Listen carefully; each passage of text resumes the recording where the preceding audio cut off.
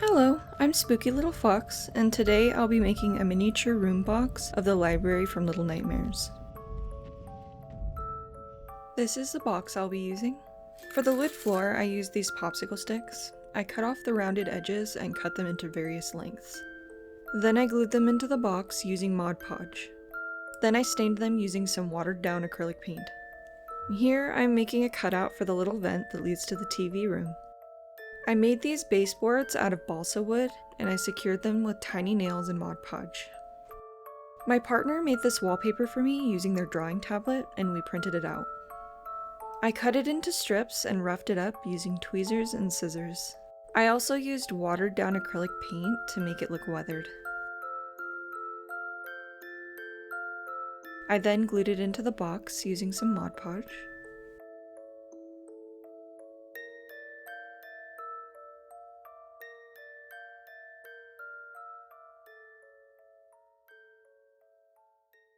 I made these door frames using popsicle sticks that I painted with acrylic paint. Alright, now to make all of the big bookshelves.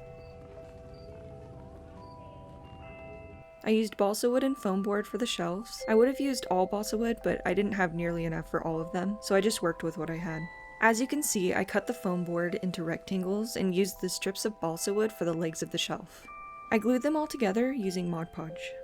These shelves were one of the more time-consuming parts of this piece to make because Mod Podge takes so long to dry, and painting all of the individual shelves took forever. You have to be careful what kind of glue you use with foam board because a lot of them will actually melt it. But I'm really happy with how they turned out. Now I'll be making the middle bookshelf.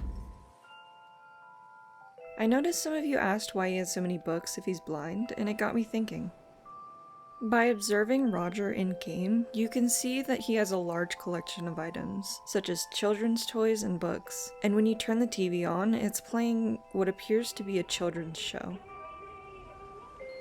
All of these items and details make me think that he's longing for a time past, and these items give him a sense of comfort and nostalgia. Another reason I think this is because when you turn on the TV, he doesn't rush to turn it off. He sits there seemingly in a trance, caressing the TV like this, allowing you to explore the library undisturbed. Well, as long as you don't make too much noise close to the TV room, of course.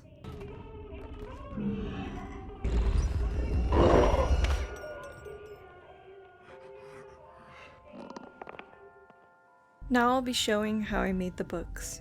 But first, here's a clip of a weird glitch that happened when I was getting gameplay footage for this piece. The book just started floating around and his arm started glitching through the shelf. It looked really weird. Yeah, I don't know what's going on. Anyways, I started out by cutting some paper into strips and folding them like this. I glued them together using way too much Mod Podge. And then I glued them into these little rectangles of cardboard that I cut out. I glued some pieces of string to the spine of the books to add detail, and trimmed off the excess. I then glued some tissue paper to them. I'm sure there's easier ways to make these. I ended up using a simpler method later on, but these books are going in the foreground, so I wanted them to be extra detailed. I made this little box using a paper bag, and I filled it with beads and trinkets, and now I'm filling in the bookshelves.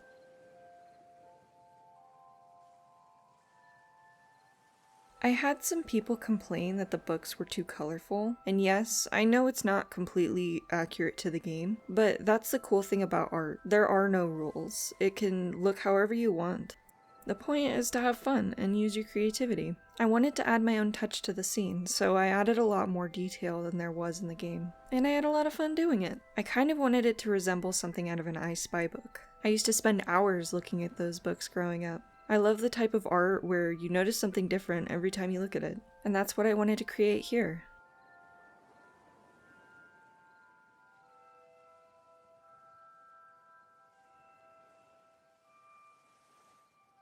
I made the little toy duck using beads, balsa wood, and buttons for the wheels. I absolutely love how it turned out. He's so cute, oh my god. Look at him.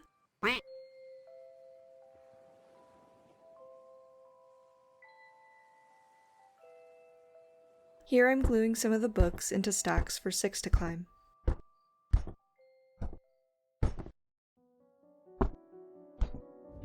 Next, I'll be making this little side table. I made it using balsa wood and foam board, and I painted it with acrylic paint. I used a piece of fabric scrap for the cloth on the table. Now I'll be making the shelf above the door, as well as the shelf in the background. I made these shelves using popsicle sticks, balsa wood, and cardboard. For the legs on this shelf, I used some bamboo skewers. That way it looks extra tall and eerie. I filled it in with books and some miniatures I made.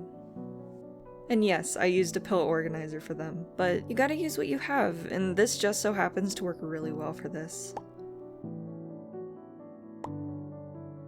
I made this radiator using these little plastic clips and some foam board, and then I slid them onto the foam board like this. I covered it in Mod Podge and painted it off-white. I also used this little button clasp for the valve handle. And boom, there's a tiny radiator. Now it's time to glue everything in.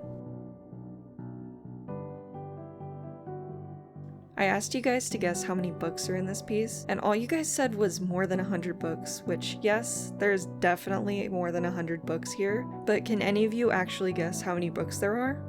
All I have to say is I never want to make a tiny book again, but I probably will make more anyways. Here you can see all of the details I added to the shelves. Definitely not game accurate, but that's okay. I also added some special books on some of the shelves. See if you can spot them.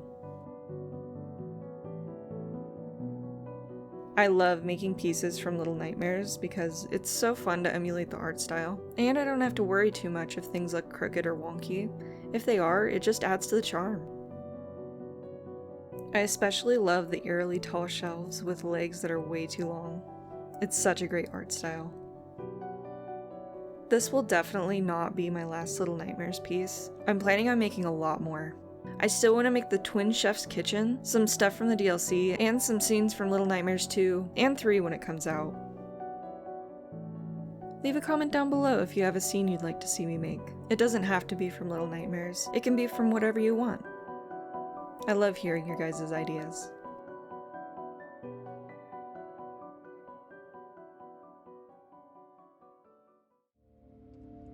I think my next piece is going to be the scene in Secrets of the Maw when the runaway kid is in the room with the furnace and all of the little gnomes.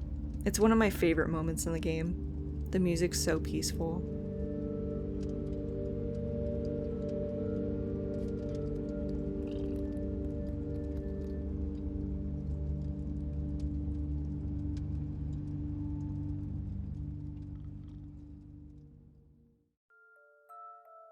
I sculpted Six using polymer clay, and here I am painting her with acrylic paint.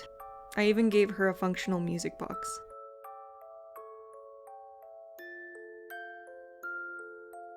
I didn't glue her in because I like being able to move her around. And now I'm adding some additional details, like the books, the blocks, and the little monkey.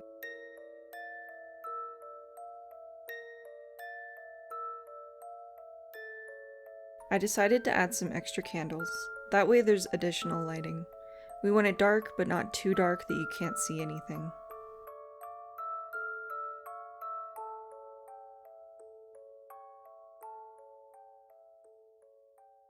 Now for the lighting. I used a straw and a stopper for a bottle of soy sauce for the lamp, as well as one of these cat toys. I saved this broken one that I accidentally stepped on. I'm glad I did save it because it really came in handy here. I painted them with black and metallic acrylic paint. I also used some fairy lights to light up the candles I added earlier, but I didn't record that part because it was really messy. Now I'll be making Roger the Janitor. First, I made a skeleton using some 16 gauge crafting wire. I made it look like this, making sure to give him extra long arms and short legs. Then I twisted all of the wire together.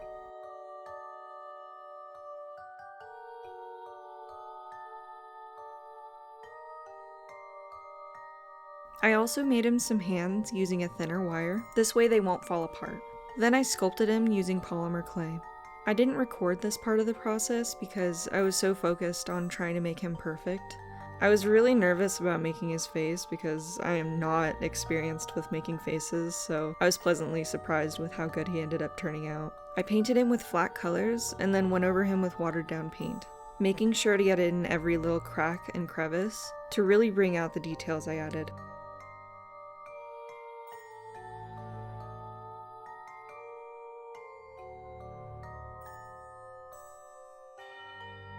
And here I'm making his little name tag. I actually didn't know until recently that he had a name. I always used to call him Freddy Krueger because of this scene from Nightmare on Elm Street. This part used to scare me really bad when I was little. And here's how he turned out. I think he turned out pretty good.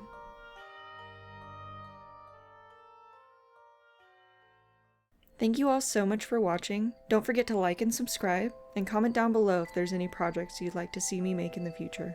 It could be from a video game, anime, whatever you want. You can also support me over on Patreon. Bye bye!